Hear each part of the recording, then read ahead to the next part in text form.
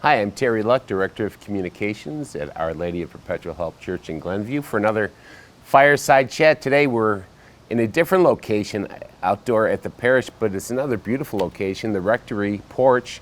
And joining us today, of course, our pastor, Father Jeremiah Boland, and we're going to be speaking about Women's Club today. So we have Women's Club President Megan Johnson and also Mary Campobasso. I hope I got that right. Now, Father Jerry, Women's Club has always been such a great and vital organization at OLPH. It actually started in the 1940s, didn't it? Yes, it's really one of the oldest continuous organizations in the parish, and has always been a vital presence at OLPH. It's hard to think of anything major that goes on here that the Women's Club hasn't been very involved in.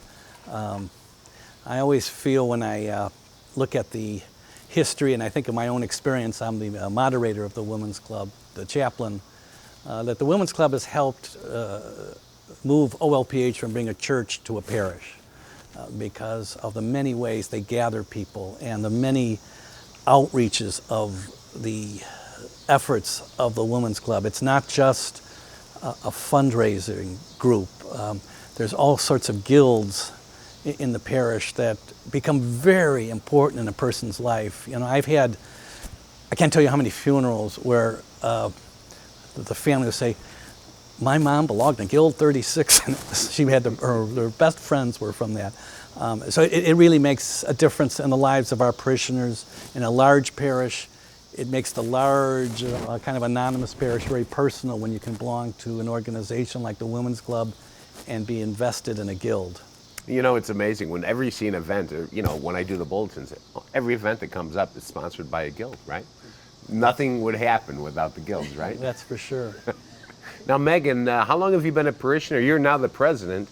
And how long have you been a parishioner, and what brought you to Women's Club? So I've been a parishioner for about 7.5 years. When my husband and I and my 2 children moved to Glenview, I didn't know anyone. So we joined OLPH as parishioners, and someone mentioned the Women's Club, and I thought, well, there's no better way of getting to know people. So I joined, and that's how I started my community here. And there's just been so many ways to get involved. I've been a leader of my guild. I've done our Holly Fair vendor chair, but it has created such a sense of community, and I've met so many great people along the way. Well, what about the current status? How many guilds are there? Maybe you could define exactly what a guild is. Yeah, so there's the Women's Club as a whole, and then we have 37 different guilds. Each guild has a maximum of 30 people, or 30 women. Not every guild has 30 women, but right now we have a total of 875 members.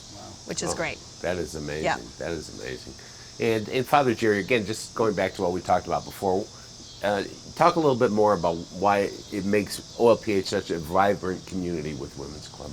Well, you know, one of the things I'm always concerned about is how people are relating as a parishioner. And, you know, one way is just coming to Mass on Sunday, which is important, don't get me wrong. But on a human level, how do I get connected? How do I feel like I belong? How does the parish become more a vital part of my life? And I think that's one of the great gifts of our guilds is that, over 800 women are connected. And they support each other, they care for each other. But there's also an outward reach of each guild. You know, how can we contribute to the life of OLPH and beyond? The Guild does things that touch people all over the world at times, depending on what the particular fundraiser is or the event. You know, we have like the diaper drive, you know, hundreds of single moms or families in need. You know, you kind of forget sometimes the basic things that a family needs, or the casseroles that are baked for families for food. There's a lot of service, there's a lot of community building, and it's all a part of building up the pastoral life of the parish. And I can't say enough about it. It's fantastic. You know, we were just talking yesterday in our staff meeting about the key is for the future, it's smaller groups, and this is a perfect example of that. And how about events? Boy, when I think about events in the parish, I think of Women's Club. What are some of the things on the calendar? Absolutely. Well, this year, I mean, we are getting back out there, which is really great, and building the calendar, and it's still getting built. Our main focus of events are usually fundraising, service, or social. So a guild usually takes one of those three categories.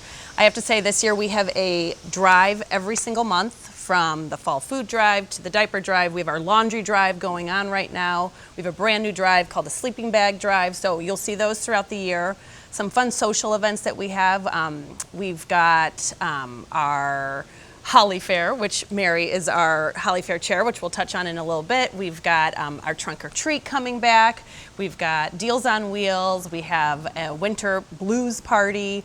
And then obviously some fundraisers. We've got our Lou Malnati's Pizza fundraiser, which will kick off in October. We have, we have so many. We have Joe Donut. So many different things. All these guilds have such creative ideas, and some guilds do more than one event, but it brings everyone together, which is so great, and also helps all of our sharing parishes and our community. Could you go back and talk about the sleeping bag drive? That's a really fascinating project. Tell me how that came about and who's benefiting from that. So Guild 9, I believe, is the guild that's doing that, and they thought they had done a pajama drive last year, and there was a lot of discussion about, is that the right drive for the homeless, because a lot of times pajamas are a luxury. And so Betty Collins, who runs our sharing parishes, she spoke with Guild 9, and they talked about there's really a need for homeless needing, sleeping bags throughout the winter months. So we're really excited about it. It will kick off in November and go through December, and I think it will serve a lot of people. Yeah, I don't think that many people are aware of the level of homeless right in our community. Right. It's really an important thing that you're doing. It's fascinating. And Father Jerry, let's talk about one of your favorites. I know there's got to be something you love the most. Trunk or Treat. Trunk or Treat, that's right. Christmas, Easter, Trunk or Treat. That's the top three there. I love Trunk or Treat. It's a great tradition that started several years ago. It's been a great thing to just have the kids in a safe place. They go from trunk to trunk, like they'd go from house to house, and have a ball. There's a food truck, there's music. One of the things that I love about Trunk or Treat is, there's a lot of different constituencies that we try to reach in our various gatherings. The thing about Trunk or Treat is every kid in the neighborhood can come. It doesn't make a difference whether you belong to OLPH or you're Catholic or whatever you are. It's one of those holidays that every kid can celebrate. It doesn't get complicated by religion or faith or whatever. This is one where everybody can come, and the place is jammed. And the kids so look forward to it. And we've had a couple of years where the day of Trunk or Treat was like a day today, beautiful, and then Halloween was a disaster. So at least those kids had some Halloween, some trick-or-treating, and I think the adults have as much fun as the kids. And also, it's a great opportunity. Our confirmation kids, for many of them, that's part of their service project. They help with the organization and keeping the different trunks filled with candy. And so it's a great community event that reaches out to the larger Glenview community and says, come on over, bring your kids and have a ball. Now, I know a lot of cars get very scary, but I have to say the last time, my favorite car was the Toy Story car. Who did that? I don't know who did that one. A woman was dressed up like Jessie from Toy Story, and it looked exactly like the movie. People get creative. It was very creative. Oh, it's fun. Yeah, and we actually have a new guild that's taking it over this year, and they're super excited. So. Oh, it was great. October 29th. And that's a Friday. That's a Friday night. Perfect mark night your for it, calendars. yeah, right.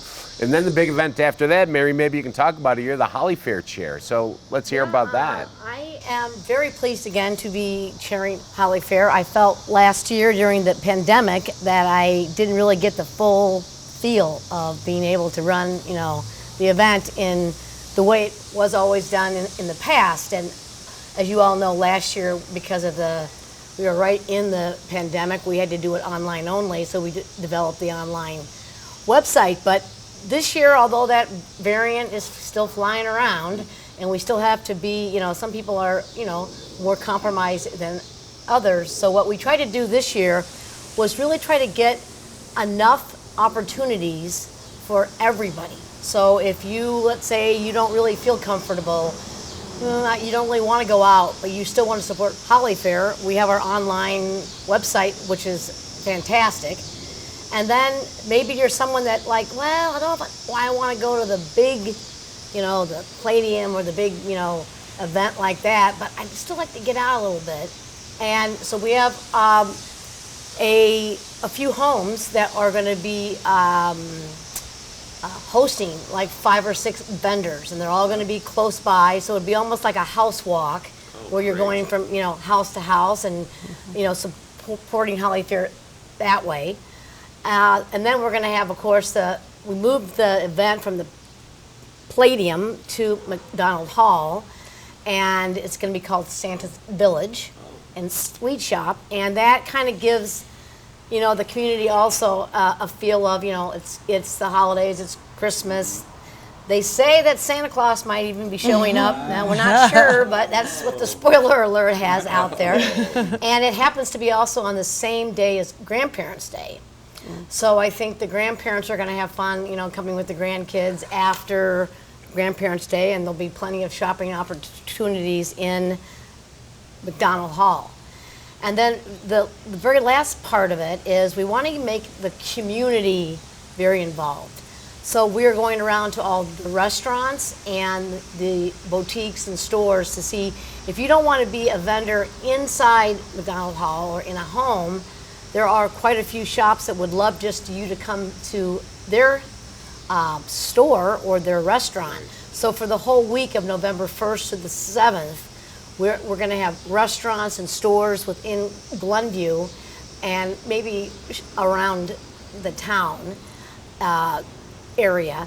And we'll have, whole lists, and we're going to get, email blasts out, and we're going to have our whole media team making sure that everyone knows here's the stores, here's the restaurants. And I really do believe it's going to be a fantastic Holly Fair this year. I think there's going to be something for everybody. And I think the Women's Club is going to be extremely successful because of everybody and everyone being able to join in. And right now, already in our bulletin, we've got a sponsorship form, so check out the bulletin. Yes. And this is just preliminary information, and as you said, more information to come. Yes, absolutely. It's going to be a great event, and I'm so glad all the different options for everybody. It's really fantastic. And I want everyone to also know that whatever mask mandate is in place, for the state of Illinois or Cook County, suburban, we will be following that. Okay. And each home will follow their own, and each individual can follow their own. I mean, you want to wear a mask, wear a mask. We're something for everybody. Great, that's fantastic. Megan, you mentioned earlier what brought you to Women's Club. You moved here and you had small children, so I would expect that the perception is that this is kind of for young moms to join with young kids, but Women's Club's really for everybody, isn't it? I mean, it's absolutely not for just young moms. In fact, I looked actually this morning, our oldest guild of when it was established was 1955. So you can imagine we have guild members that are in their 20s, new moms or not even moms yet, or just young parishioners to 80 and 90-year-olds. And that's what makes the Women's Club so great is and my favorite part is I have met so many different women of all different age groups that really come together and work as one. So, I mean, no matter how old you are, we are always welcoming more people into the Women's Club. And if somebody wants to join, how would they contact you? Absolutely. So on our parish website, there's a section for the Women's Club. On the Women's Club portion, there is a link in a document or a little online form that they could fill out to our membership director, or you can email OLPHWC membership@gmail.com, and that will go directly to Jean Simons, who's in charge of our membership this year, and she really walks you through what the right guild would be for you, whether or not it's a good fit, and answer all of those questions. Right. But we would love to have more people join us. And any other words of encouragement for women to join? Well, I mean, I actually would say I want to join. I used to be a member for a long, long time. My kids are all grown, and I kind of fell off of it. But now that I've gotten back into Holly Fair, I'm asking myself, why am I not in a guild?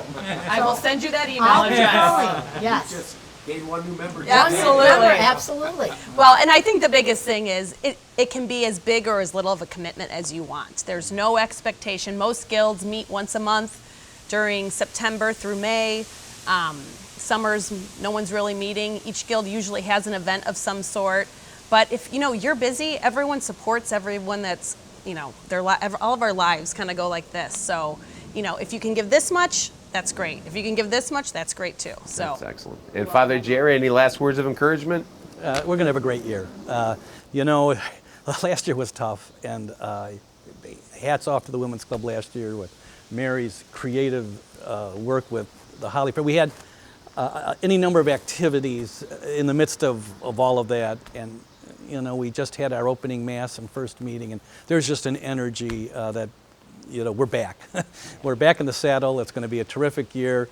I can't encourage enough anyone out there. We've had several new families that have moved into Our Lady of Perpetual Help in the last year and a half, and if you're a newcomer in the parish, boy, the Guild is a great way to get to know other parishioners and to feel connected. You'll quickly feel like you've moved from the unknown to the known, and it's really important. So please consider joining the Women's Club. To everybody, whatever support you can give to our efforts are deeply appreciated, and I'm so grateful to Megan, to Mary, to the officers, and to all the Guild leaders for all that they do to make the Women's Club at OLPH the outstanding organization it is.